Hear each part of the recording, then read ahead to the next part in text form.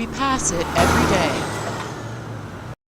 In our frenzied drive to work, run errands, feed our families. 2 12-count meals with lemonades to drink. Feel that emptiness inside because we haven't filled it, first of all, but we don't even know how anymore. An opportunity shoots up through the cracked cement. This has within it what we all wish for. Chickweed, parsley, basil, and just whir it all up in the blender. We can go out and pick some plants. Resilience.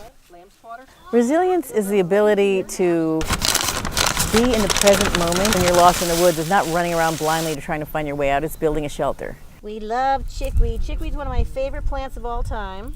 Your petal. June Ellen Bradley teaches people how to be more resilient through food and nature. This is a first aid kit in the plant. See how it's also known as ribwort. See how the ribs stick up? Here, this is a medicinal. This is called usnea. It's excellent for colds and flu and all kinds of respiratory issues. Look at mine. Clover. I can't even tell you enough about how amazing medicinally dandelion is. Good for kidneys. The roots are really good for the liver. All parts of the plant are edible. That's what we want to be like. We want to be able to grow anywhere and to thrive anywhere. The earth knows what it's doing. You know, we think we know what we're doing. We don't know shit. Beep.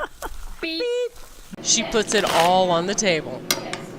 And we don't know what our bodies totally need all the time, but our bodies know what it needs. So give it the biggest menu you can possibly give it. And the mass consciousness kind of diet is not really focused on, you know, having different colors of fruits and vegetables and that kind of thing. And we also are missing a lot of trace minerals. Nothing goes to waste. What does the skin do for the entity that the skin is on? Well, it's protecting it. Protective, so all kinds of... Sometimes there's anti-nutrients in there for that reason, too.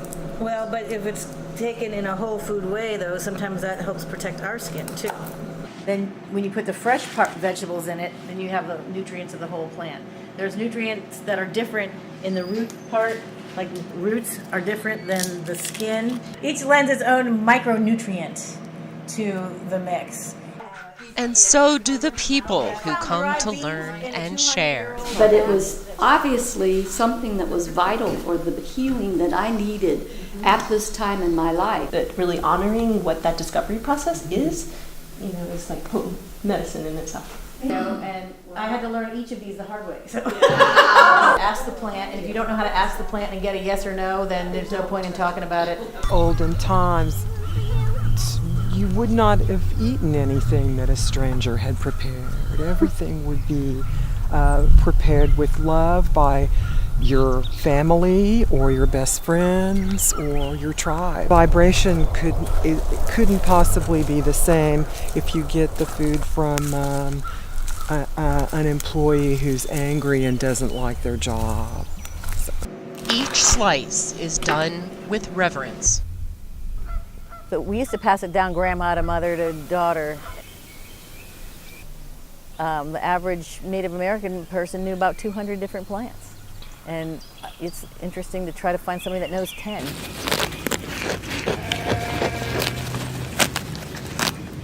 The trees and the plants and everything were called our relatives, you know, and the animals are brothers and sisters. I think that we're trying to connect with oneness. I mean, the spirit that moves in and through all things.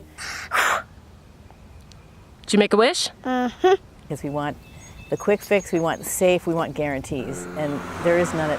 In real life, there are no guarantees. We've got a whole opportunity to educate ourselves on things that are actually real and right in our neighborhood, just to honor the fact that the earth gives us everything we need.